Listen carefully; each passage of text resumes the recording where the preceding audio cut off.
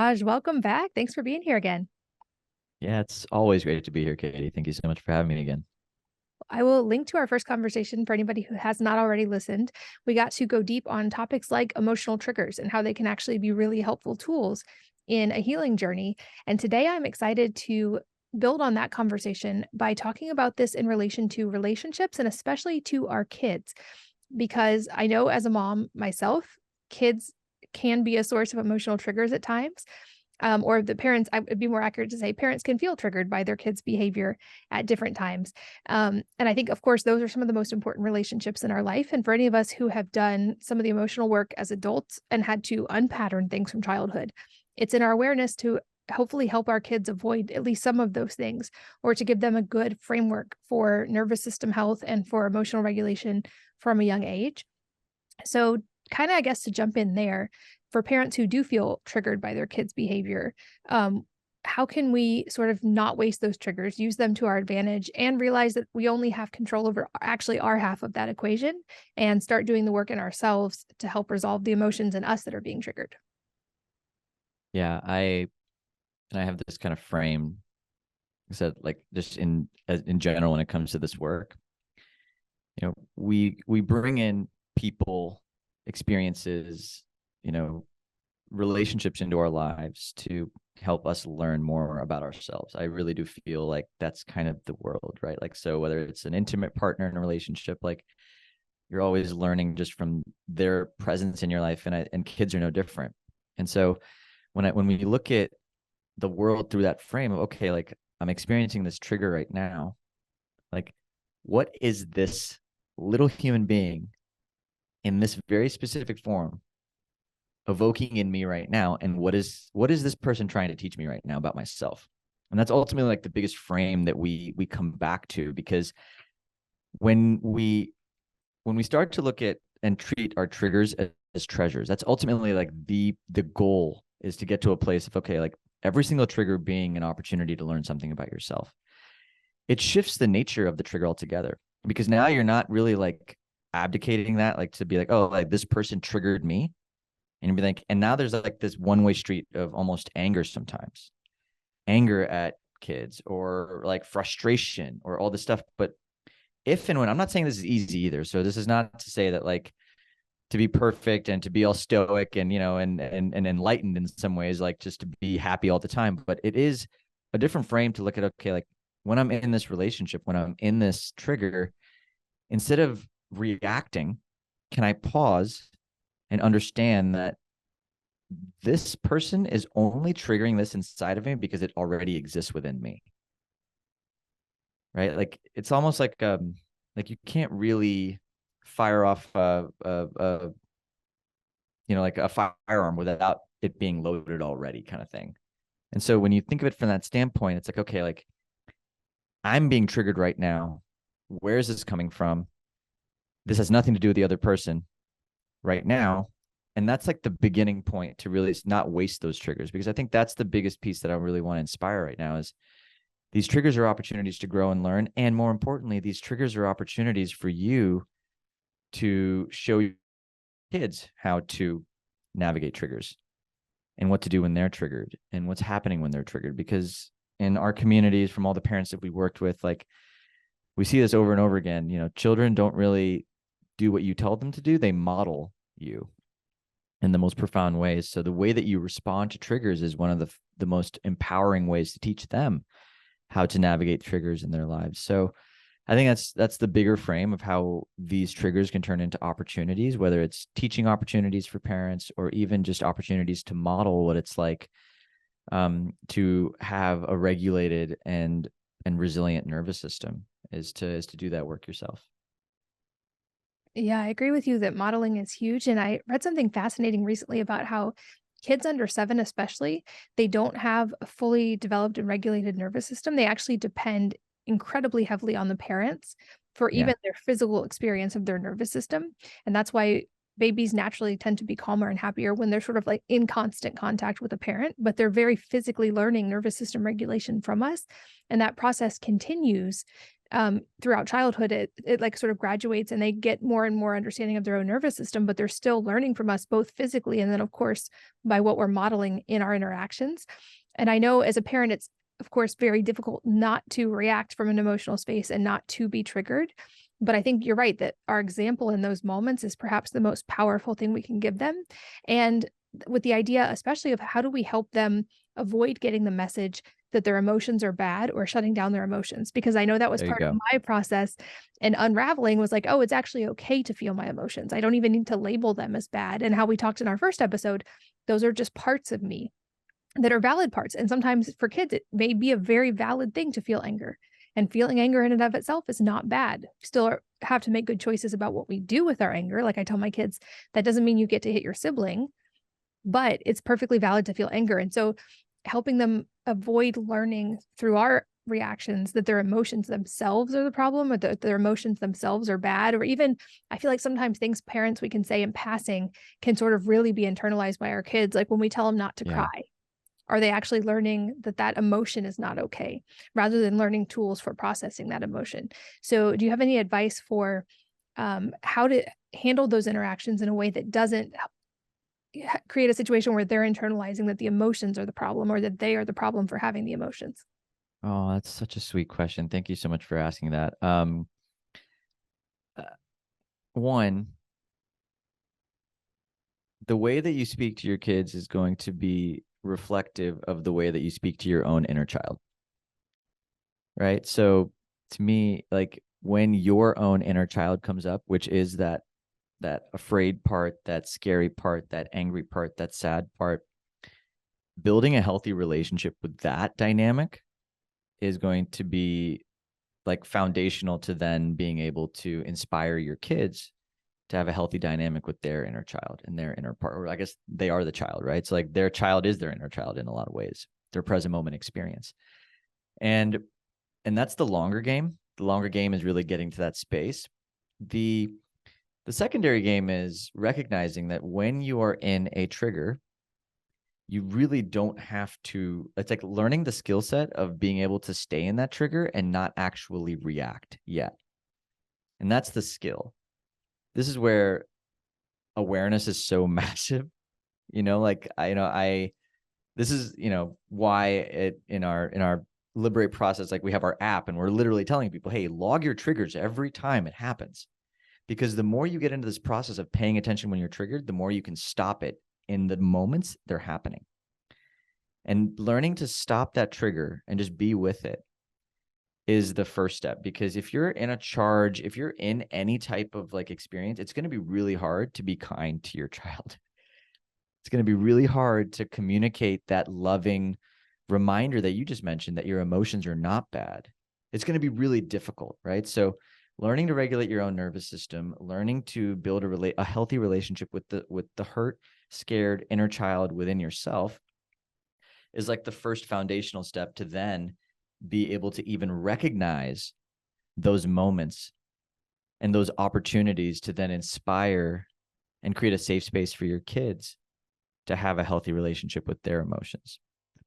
And so I think that's where I'm coming back to the longer game. Like this is where this type of work, I believe in it so much for parents, because I really feel like we can stop so much of the world's suffering by just learning to hold space for our own inner children, and by proxy of that, learn to hold space for our actual children.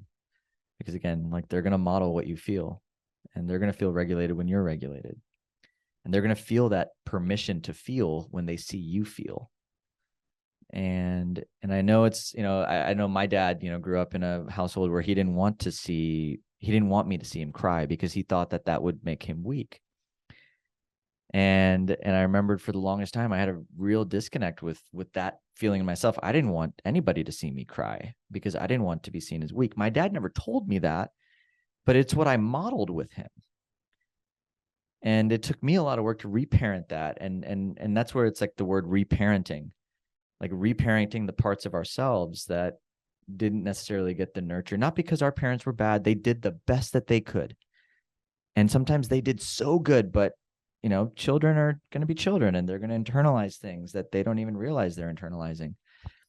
And so I think coming back to that healthy practice of reparenting yourself so that we can parent in the most conscious and loving ways is the way that I would recommend. Yeah. And in that sense, I think a reframe is that our kids really truly can become our best teachers, because as children, they have a unique way of being able to trigger our own inner child, or parts that we may have been able to lock down for a long time and ignore. They become a perfect, amazing physical reminder of that and a great mirror of those things. And so while that's not always necessarily the easiest and most comfortable process, I try to remind myself too that I've been given these 6 amazing teachers who each have their very own unique ways of mirroring those parts of me that I can work on. And they are probably the strongest reason in the world to want to do that work for their sake as well. And of course, for my own sake in relationship with them. But I think the inner child piece is so important. This was definitely something I spent a lot of time in my journey of healing with. And it seems like often we emerge from childhood with, like you said, even with the best of parents and the best of intentions, we can internalize things as children and really make those part of our stories or our identities around ourselves that we then get to unpattern or let go of or reparent as an adult. And there were many times in my journey where once I had awareness of that, I spent time, whether it be in hypnosis or in therapy, thanking those parts of myself because they Mhm. really were there to keep me safe at different times, but then also letting them go and then reparenting, rechanging that story that I had internalized in childhood. So, as an example for me, in our first episode, we talked about the experience of not feeling heard often being a reason that we might react disproportionately in an argument about the dishes, for instance. I had a very clear early childhood memory of being in my crib and crying and realizing that nobody was coming because both of my parents are hard of hearing. And so, Mm. like I had sort of cognated in that moment, like, oh, no one hears me. No one's coming to get me. And I think that was for me a lot at the start of my fierce independence. And like, I have to do it all myself, like no one not accepting help. And there were so many parts of that. So that just as a small example, it can be even with the best of parents, a small thing that we emotionally internalize young. But do you see this in working with people? Are there maybe some commonalities around core wounds, whether it be not being lovable, not being worthy, not being heard in my case? Like, do these things tend to come up commonly? Like, are there some categories that exist when it comes to the inner child wounds? Yeah, there's certainly trends that we've seen. I'll name a few. The I'm not seen, not feeling seen is one of the most common ones that we see over and over again. Not feeling recognized, not feeling seen, not feeling appreciated, not feeling worthy, not feeling capable, uh, not being able to trust others, not being able to trust my body. I mean, these are all categories of core wounds that we see in our communities. And we're all human, and they're different flavors, right? Like it might not be, I don't feel seen. It might be like, I don't matter, or I feel invisible. These are some natures of, and when I think of like inner child work and these core wounds, when you say that out loud, like sometimes it feels kind of simple. It's like, I don't matter. Like that is such a simple statement. Well, coming back to your point around, the nervous system and the prefrontal cortex and the development of the brain for children, if you think about it from 0 to 7, that's where a lot of these subconscious beliefs are being formed. And they're being formed from the lens of that 0 to 7-year-old child. So even though you had, like your parents didn't come to because they didn't hear you, right? Like you internalize that as, no one's going to hear me, or I don't feel heard. And so there's a simplicity to the beliefs. There's a simplicity to these core wounds that I think is really important to bring awareness to, because a lot of people think that these beliefs are like my adult beliefs. When I'm getting triggered, it's like this adult part of me that's getting triggered, but it's not. It's actually this little 5-year-old, this 7-year-old, sometimes 11-year-old, this child part of you that's almost like stored as a memory in your body. That's what's actually reacting right now. That's what's coming out. And so when it comes out, by shifting the frame and looking at this trigger is like, okay, this part of me that's actually responding right now, this is that hurt child inside of me. How can I nurture it? How can I care for it? How can I love it? How can I hold a space for him or her to feel seen and feel heard and feel like, how can I reparent that part? And that is the work. And that to me is the my personal one was not feeling seen. I think that was the biggest one. And it's not that my parents didn't try to, it's just, they had limited, they came from India, English was not their first language. And, like I grew up in the States and I had very different needs than a child does growing up in India. And so, they had a very different way of telling me I was doing a great job, which was not telling me I was doing a great job, which was always telling me to do more. Oh, you got a 91. Why didn't you get a 95? That was always the languaging, right? So it was always an I'm not enough. I'm never seen for how good I'm doing. But that wasn't their fault. It wasn't their thing. And I'm very grateful for them too, because that led to me being an excellent student. Very successful. It led to a lot of qualities I'm grateful for. And as I became aware of these parts, it became an opportunity for me to have a more loving frame for me. And it led to more peace for myself. And so this journey is that journey of kind of unraveling. And I do feel like kids and I know from my parents, I have been their biggest trigger. I can guarantee that across the board, like, all of our parents have been triggered by us. And so it's the same cycle. Like we're triggering the things in them that are stored, and our kids are doing the same thing for us. Yeah, and it's a good reminder with humility to understand that despite our best efforts, our children probably will also still internalize things that they will get to let go of as adults.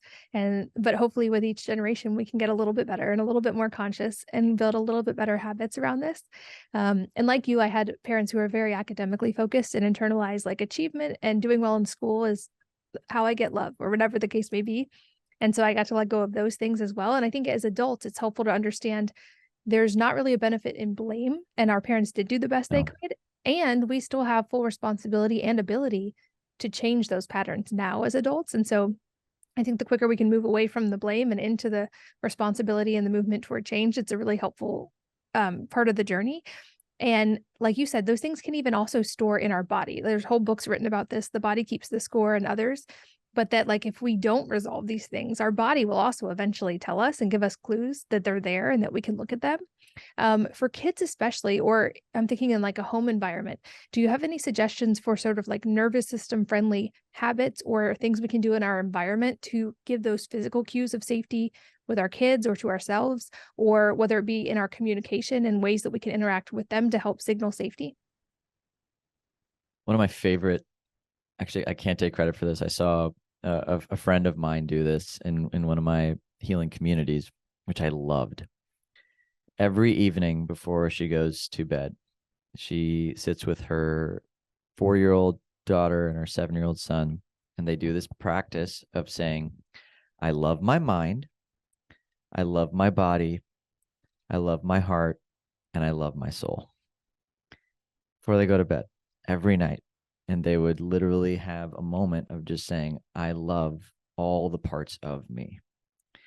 And it can be as simple as that, as just signaling cues like that, whether it's at bedtime, before they go to bed, or before they go to school, whatever it is, like just creating an environment where they're getting the consistent reminder that it's okay to be themselves. Coming back to the last episode we did, safety is the foundation of nervous system health. And when children feel safe to be themselves, they're developing resilient and healthy nervous systems. When they feel unsafe, that's when the nervous system becomes dysregulated. In safety, there's regulation. And so ultimately, everything comes back to creating safety, and not just physical safety, but emotional safety.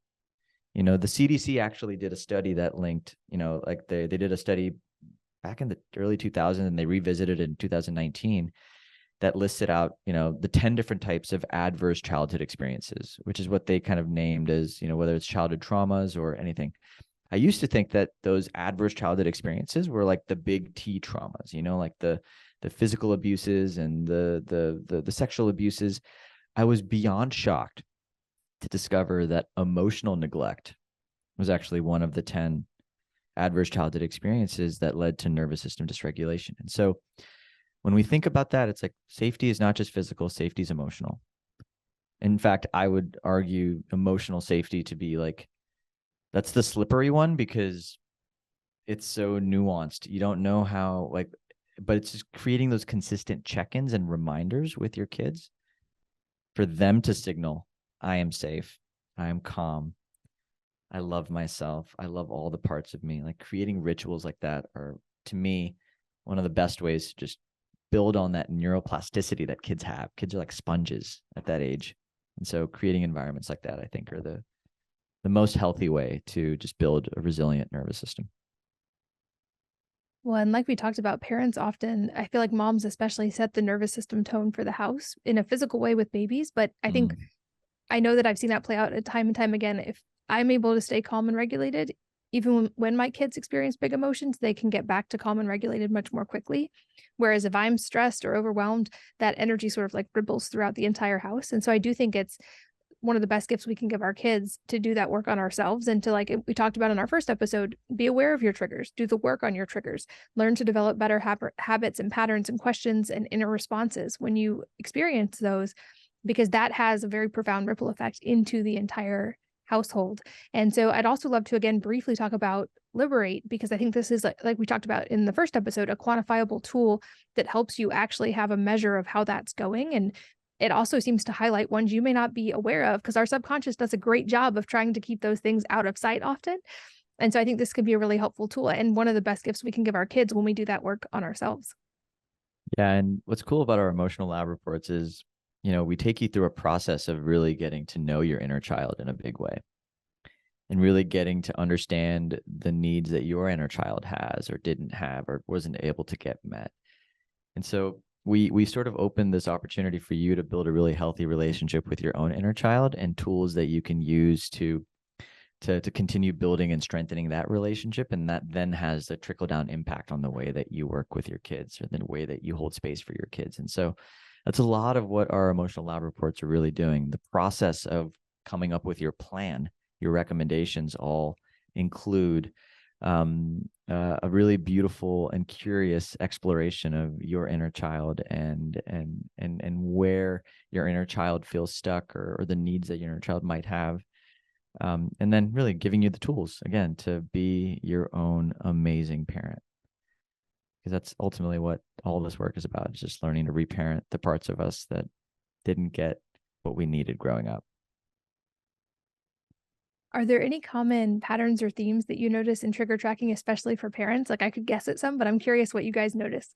There's a lot. I think a common frustration is a feeling that they're not good parents. Like there's a consistent theme of not feeling enough as a parent that shows up a lot, and there's this feeling of rejection. I think that's the source of the frustration and the anger. It's actually like when you go underneath it, it's that the children not responding to their parenting style or whatever is actually signaling this deeper core wound of, oh wow, I'm just not a good parent. And that is, well, I think one of the biggest ones that shows up is just this not enough wound. And then other triggers show up of, feeling stressed and just stretched for time. I don't have enough time.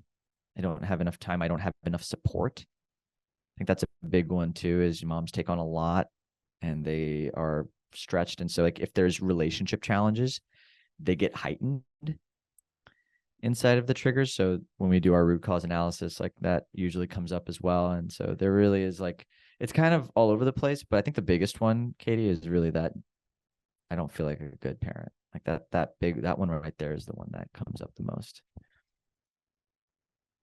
Yeah, I would guess that resonates a lot with a lot of parents. I know I've certainly felt that feeling and feeling like I'm never doing enough, which also triggers that I'm not good enough and all that's wrapped up in that.